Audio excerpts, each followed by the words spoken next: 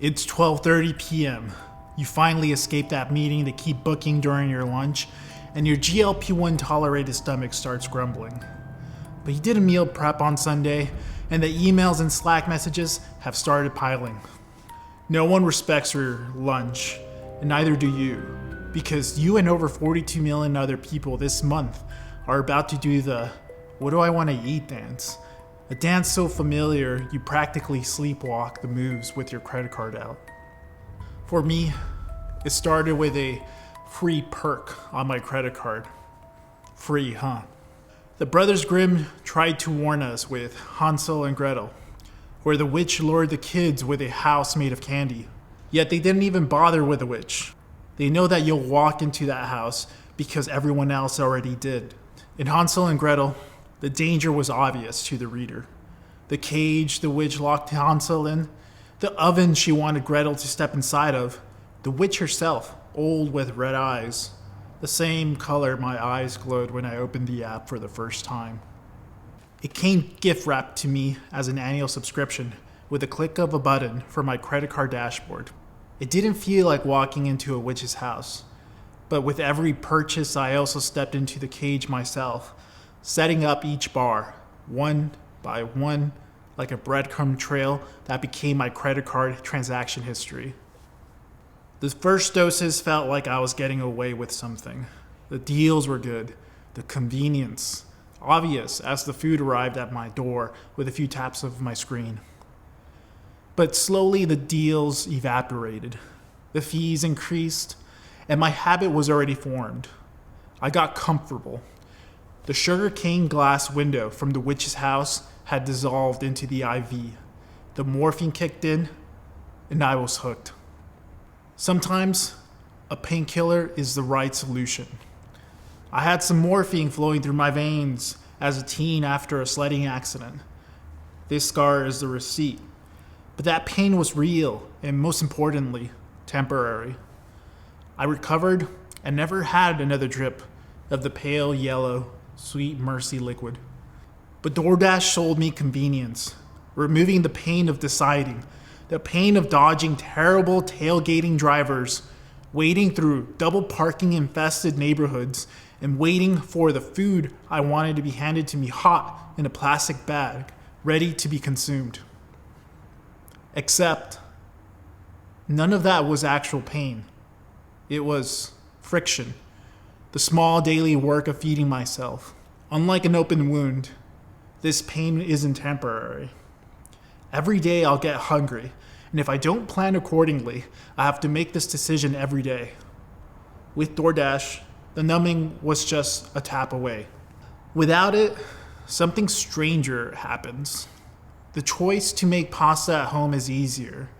Take away the painkiller, and the body realizes it was never actually hurting. But Gil, the convenience trade-off is worth it.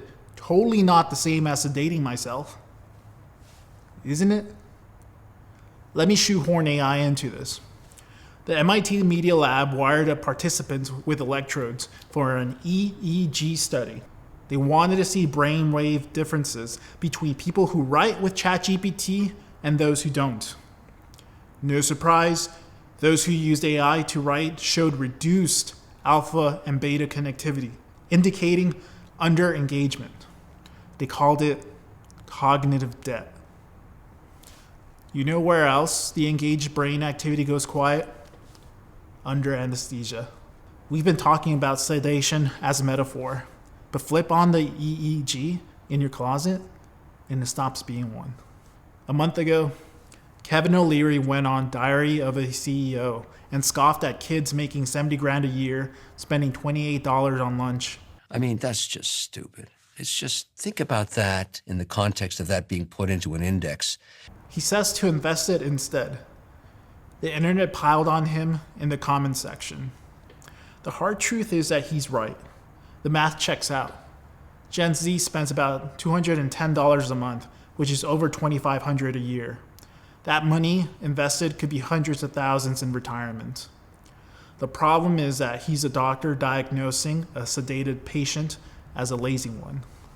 He thinks discipline is the problem, but nobody's standing at a register calmly weighing $2,500 against a $21 vegetarian burrito with 50 cents extra salsa. They're tapping a nap at 12:30 with no time, no plan, and everything else asking for their attention. The choice only looks free. You can't lecture the anesthesia out of someone. I didn't lack willpower. I lacked the friction to break bad habits that hurt my wallet and my health. You can't reason your way out of anesthesia.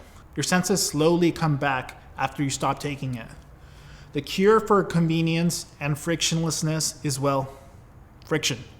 Deliberately and purposefully adding friction to the habit that you want to stop. Even when it's annoying, especially when it's annoying. So I deleted the app and removed my credit card link. I'm done with takeout food delivery apps. I'm keeping the grocery delivery because I want to cook more, even if I have to suffer receiving the underripe bananas. I'll live with that. I'm not quitting takeout cold turkey. There are new rules in place. If I want takeout, I walk or drive there and deal with the friction. I make it the hard choice it should be. Dr. O'Leary won't be proud, but at least I'll be seeing the doctor less. They can put away the IV drip. I want to keep my brainwaves active. In the Brothers Grimm story, Hansel and Gretel get out. They don't logically reason with the witch that there's a better protein in the deer, or that if she waits 20 years, it'll taste better and it'll be worth it.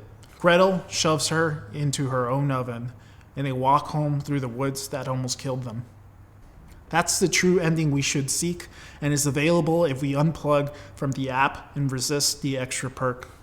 Just the willingness to feel the forest again, to feel hungry at 12:30, to put on sneakers and see a neighbor, to cook badly and then less badly next time and surprise yourself. The urge for convenience will always swell up when the friction pops up, but remember, you don't need the needle. When you find yourself in a house made of bread and cake next time, don't panic.